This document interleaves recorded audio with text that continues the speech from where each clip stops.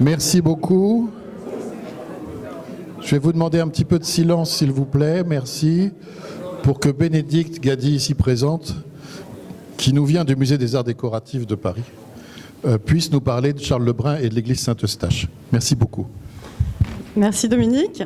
Oui, je vais vous parler de Charles Lebrun et de Jean-Baptiste Colbert, bien sûr, à l'église Saint-Eustache à Paris, pour vous présenter le rôle de Colbert à travers Lebrun dans cette église et vous présenter également une hypothèse de rapprochement entre un carton que j'ai découvert quand j'étais au musée du Louvre avec une commande de Colbert à cette église. Donc cette conférence se terminera par une proposition pour laquelle j'attends vos commentaires positifs ou négatifs, mais ça m'intéressera beaucoup. Les relations entre Charles Lebrun, je vais essayer de tourner le micro en même temps que je tourne la tête, comme me l'a suggéré Dominique, entre Charles Lebrun et Jean-Baptiste Colbert sont extrêmement importantes. Elles arrivent dans un second temps de la carrière de Charles Lebrun, assez tardivement en réalité, à partir du moment où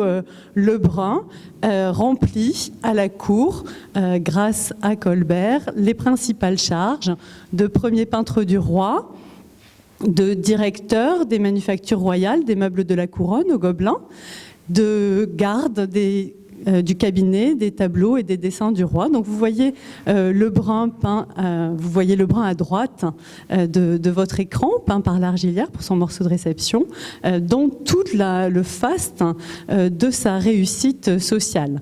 Par un effet de contraste tout à fait volontaire, je vous ai présenté à gauche le portrait que Lebrun, à peine post-adolescent, ou adolescent, la date n'est pas très claire, a peint de son père, Nicolas Lebrun, qui était un petit sculpteur très secondaire dans le panorama artistique parisien. C'était essentiellement, ici vous le voyez comme un gentilhomme, on imagine une épée attachée à son baudrier, tenant une statue à l'antique, donc comme un grand sculpteur. En réalité, les archives nous montrent que c'était essentiellement un sculpteur de pierre tombale.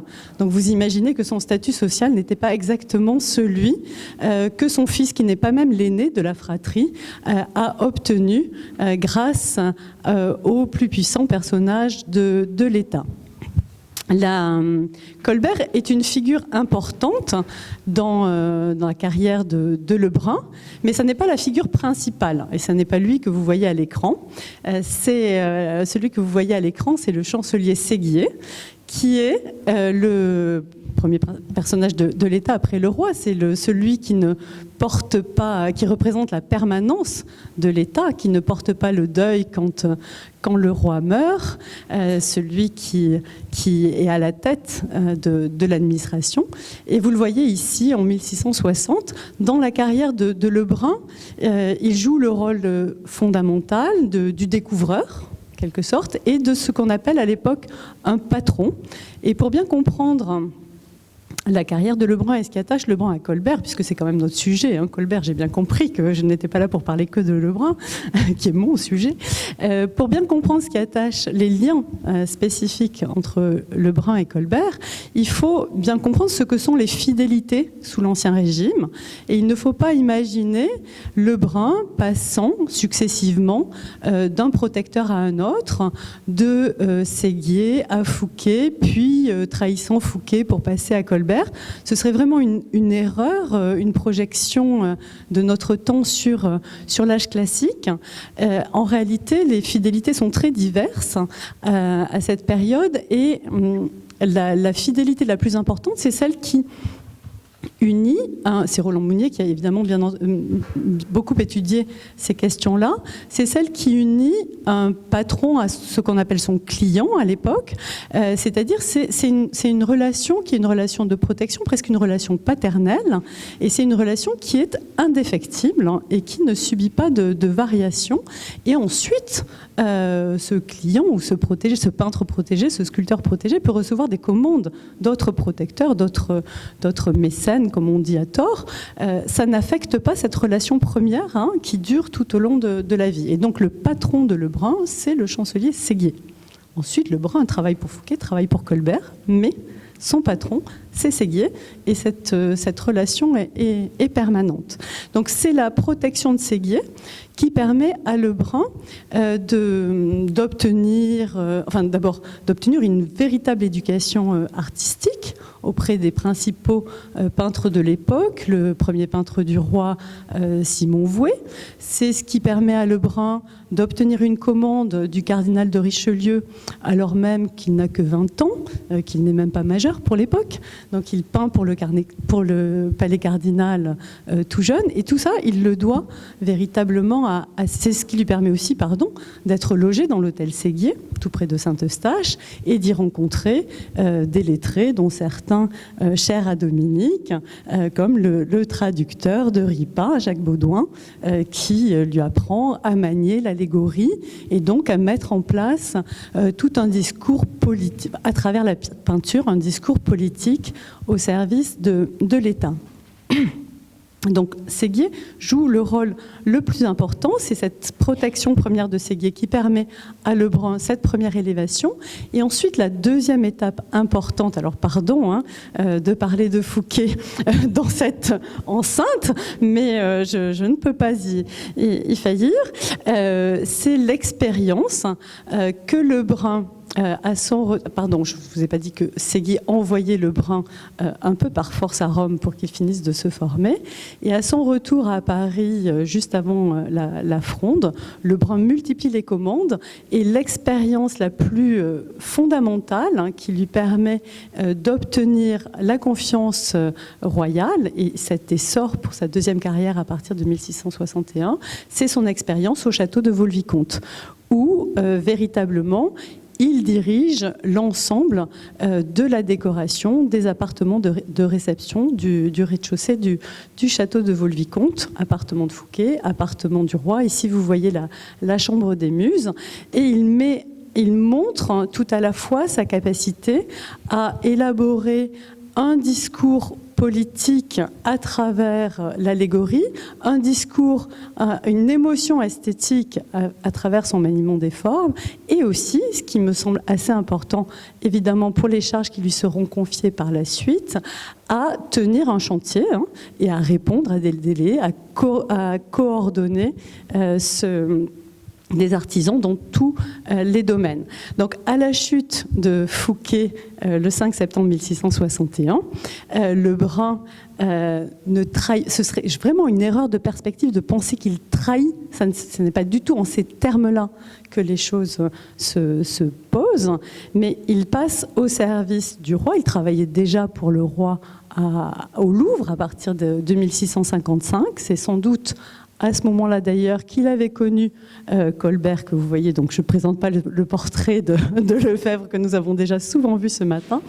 C'est autour de 1655 que Lebrun, travaillant au Louvre, avait dû connaître Colbert, qui était alors intendant de Mazarin en charge des travaux au Louvre.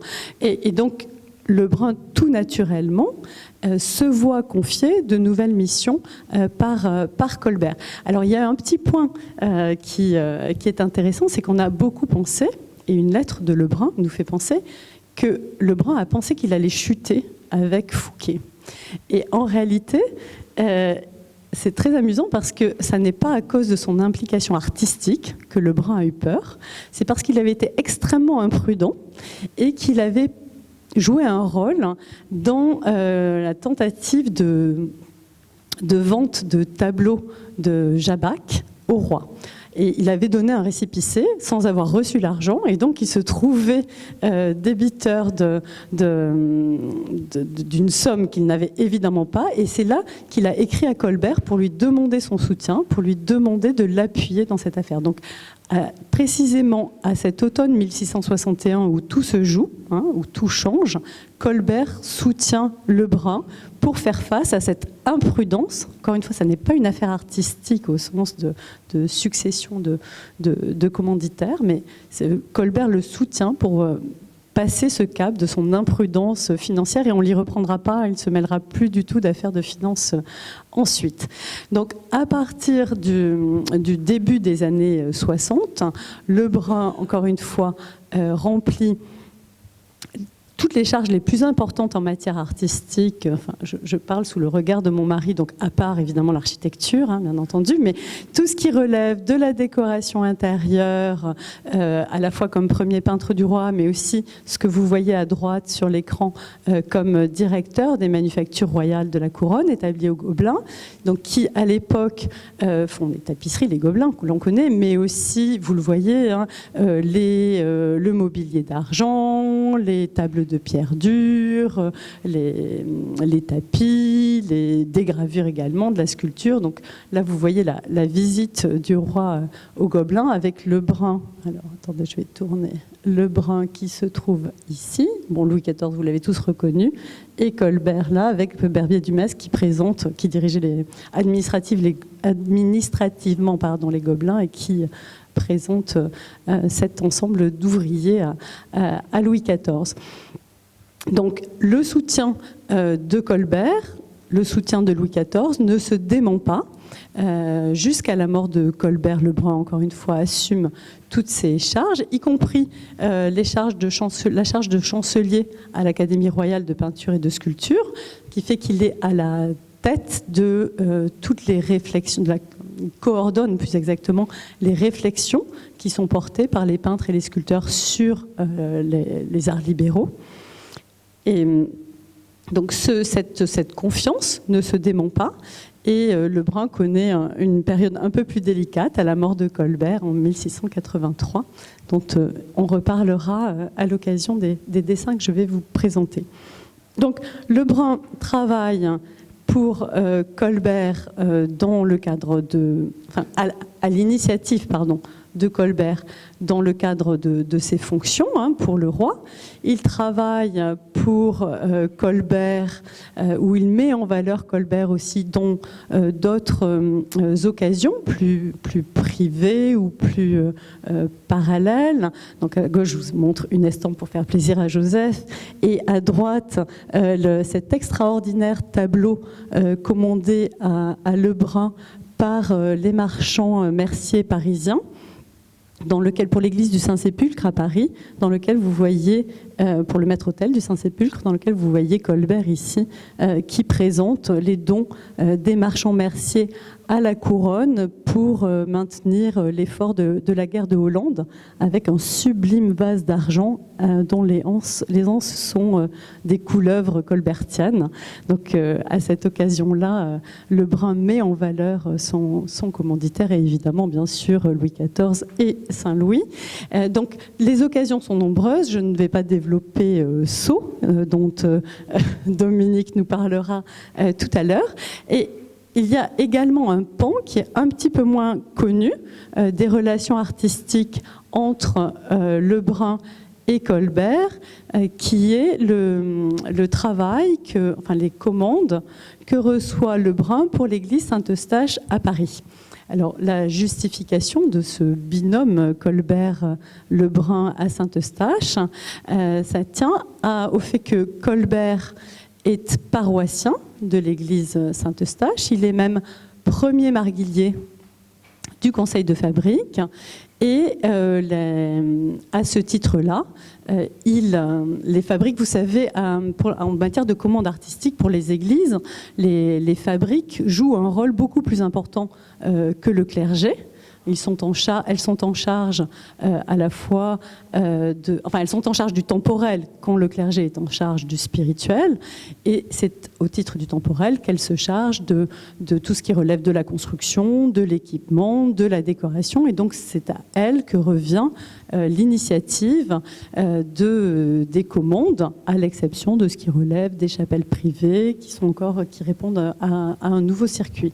Donc Colbert, qui habite dans le quartier à partir de 1655. Il suit Mazarin, en fait, il est logé par Mazarin dans un des petits hôtels qui jouxte l'hôtel Tubeuf.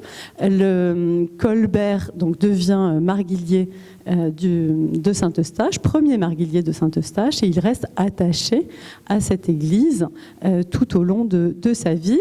Et en hommage à cet attachement, sa veuve, dont nous savons tout désormais grâce à Joseph Marie Charron, commande en 1685 son tombeau. Donc vous le voyez ici après démontage pendant la Révolution, remontage, il n'est pas dans son emplacement d'origine, il y a eu aussi quelques pertes, mais grosso modo, vous voyez ici le tombeau de Colbert, avec Colbert en priant, flanqué sculpté par Antoine Coisevaux, flanqué d'une sculpture de la fidélité, et d'une allégorie de la fidélité et d'une allégorie de l'abondance, qui est à la fois, que vous voyez donc à droite, ici, qui, elle, est du ciseau de Jean-Baptiste Tuby, un autre sculpteur important du règne de Louis XIV et qui était lié à Lebrun par mariage avec une nièce de Lebrun. Donc, cet attachement de Colbert à Saint-Eustache est important et se poursuit au-delà de son décès, Lebrun ayant proposé plusieurs projets pour ce tombeau. Alors comme il arrive assez souvent, les artistes sont parfois plus originaux et plus novateurs que ne peuvent le supporter les commanditaires. Et là, vous voyez, sans offense pour Marie Charron, entendons-nous bien, vous voyez à gauche la première pensée de Lebrun pour le tombeau de Colbert, pensée qui, comme tout le fond de dessin de Lebrun, est conservé au Louvre. Je vous expliquerai pourquoi.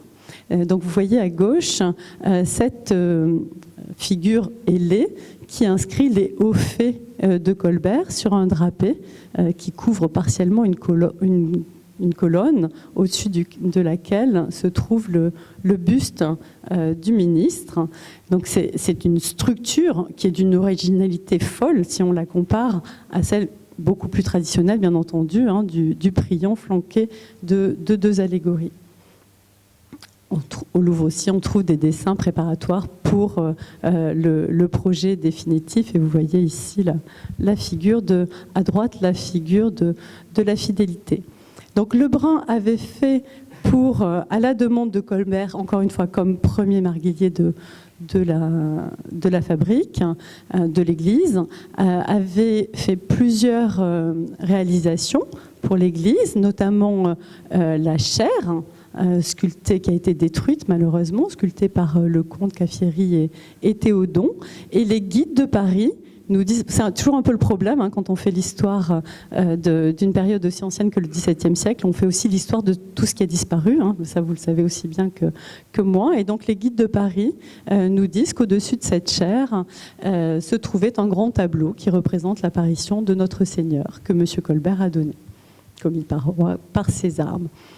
Colbert avait également demandé à Lebrun de réfléchir à le réaménagement, de repenser la façade de l'église. Vous savez que Lebrun était donc chancelier de l'Académie royale de peinture et de sculpture, et il défendait la primauté du dessin comme art premier, d'où découlaient les autres arts, et notamment l'architecture.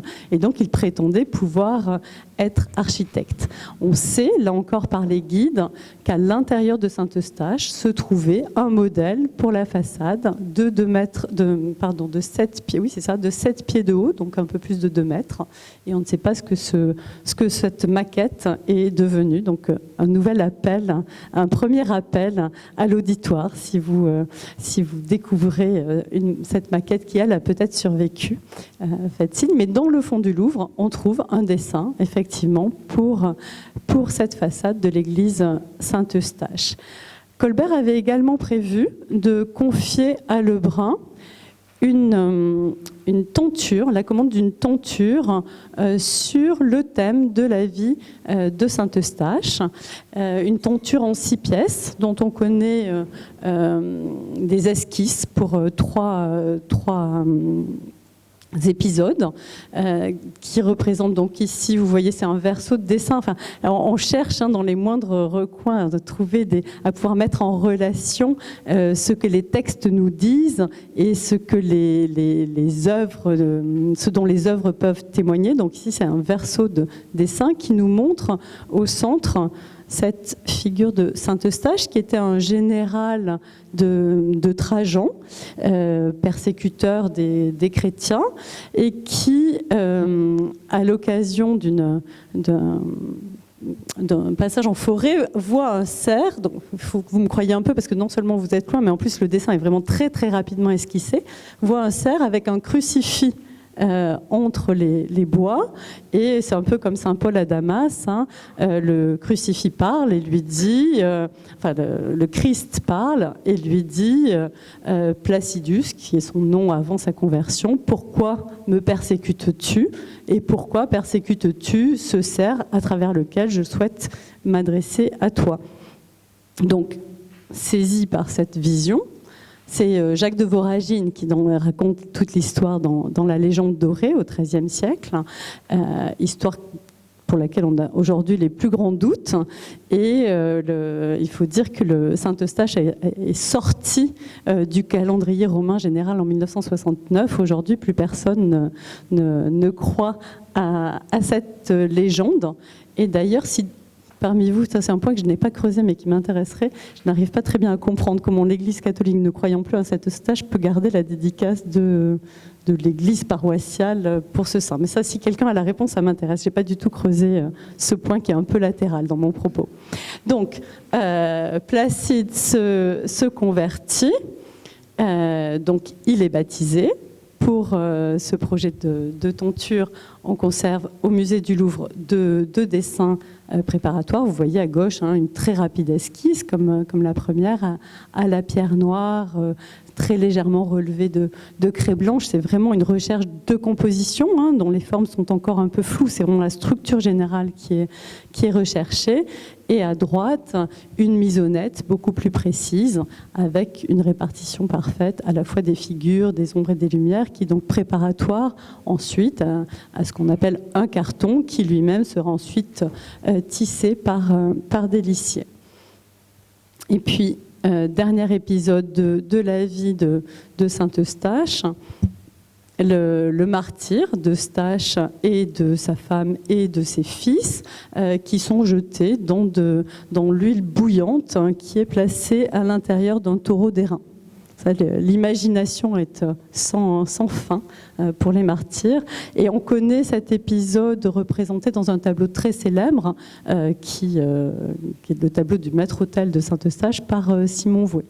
Donc, l'idée était de doubler en réalité cette représentation de Vouet par cette tenture qui aurait été exposée, comme c'était le cas toujours à l'occasion des grandes fêtes dans l'église.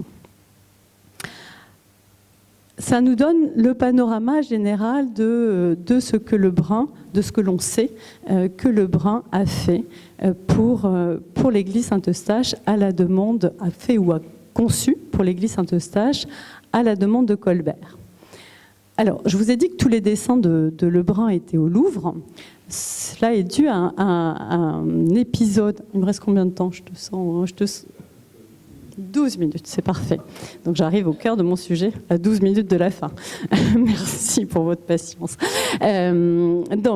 Lorsque Lebrun meurt en février 1690, Louvois, son successeur à la surintendance des bâtiments du roi, fait saisir l'ensemble de son fonds d'atelier, ses dessins, ses tableaux, de manière extrêmement brutale, à telle enseigne que le lieutenant général de Paris demande confirmation par écrit de cet ordre qu'il considère comme pouvant ouvrir sujet à contestation.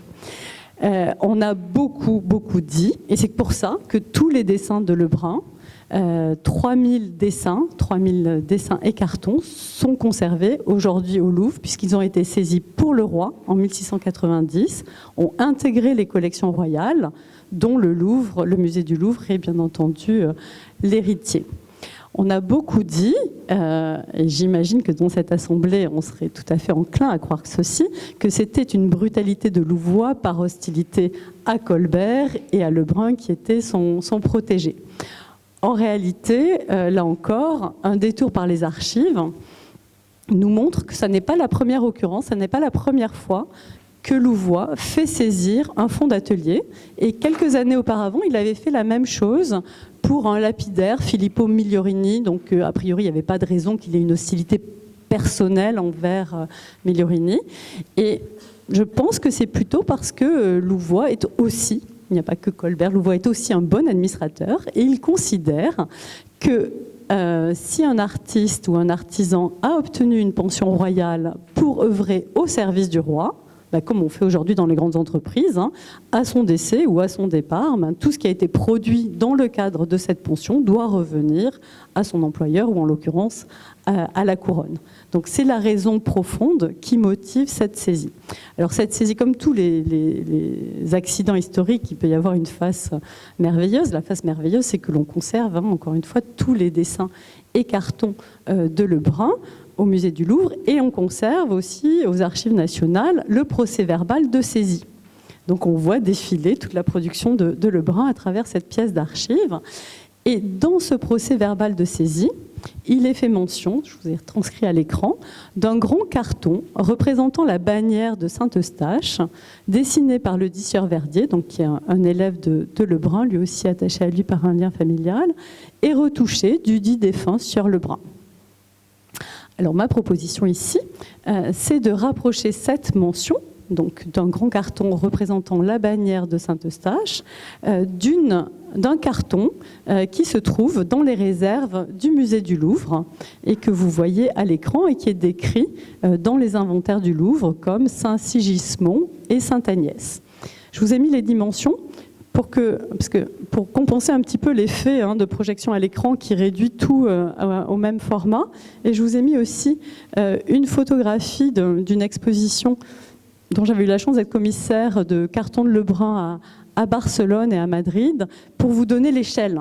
Ce n'est pas le carton dont je vous parle, mais c'est un carton qui vous donne l'échelle en fait de ces œuvres, qui sont donc, comme le dit ce terme de carton, qui ne désigne pas un matériau en l'occurrence, mais qui désigne une fonction, qui sont des œuvres qui sont destinées à transcrire au même format, dans un autre matériau, un modèle. C'est pour ça qu'on parle de carton de tapisserie, qu'on parle de carton pour les grandes décorations, parce que c'est la fonction qui est désignée.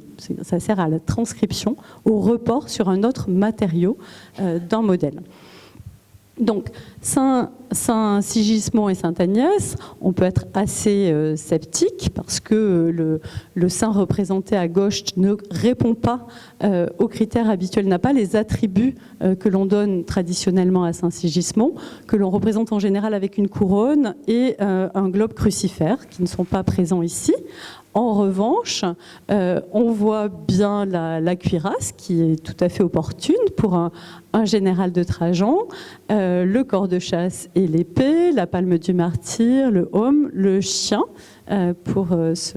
qui correspond parfaitement aussi. Donc, mon hypothèse, c'est qu'il pourrait s'agir ici de cette bannière de Saint-Eustache, de ce carton pour la bannière de Saint-Eustache décrite par le procès-verbal de saisie des biens de Lebrun. Alors reste à expliquer la présence sur ce carton des autres éléments, notamment cette figure de Sainte-Agnès ici, la présence de la couronne royale ici, avec le sceptre, la main de justice. Donc, est-ce que tout ceci peut correspondre à une bannière de Saint-Eustache ? Alors, la réponse, évidemment, est oui. Sinon, je ne vous l'aurais pas présenté, j'aurais choisi un autre sujet. Les raisons pour expliquer la présence de Sainte-Agnès, elles sont assez nombreuses. Première raison, c'est que avant que l'on construise l'église paroissiale de Saint-Eustache, à cet emplacement se trouvait une petite chapelle dédiée à Sainte Agnès. Et donc Sainte Agnès est restée la patronne secondaire de l'église Saint-Eustache. Et si vous allez à Saint-Eustache, ce que je vous recommande parce que l'église est sublime, vous verrez le banc d'œuvre qui date du début du XVIIIe siècle, au sommet duquel se trouve une Sainte Agnès, en fait, montant aux cieux. C'est une figure qui est restée très importante pour l'église et qui partageait avec Eustache la dédicace de la principale confrérie de Saint-Eustache, qui était la confrérie donc, de Saint-Eustache et Sainte Agnès. La présence des armes royales, de la couronne royale, excusez-moi, elle se justifie aussi par l'importance de la protection que la famille royale a accordée à Saint-Eustache depuis Philippe VI, donc ça remonte assez loin, et c'est à Saint-Eustache que Louis XIV avait fait sa première communion en 1649. Donc cette protection ne passe pas seulement par Colbert, c'est une protection qui est beaucoup plus ancienne.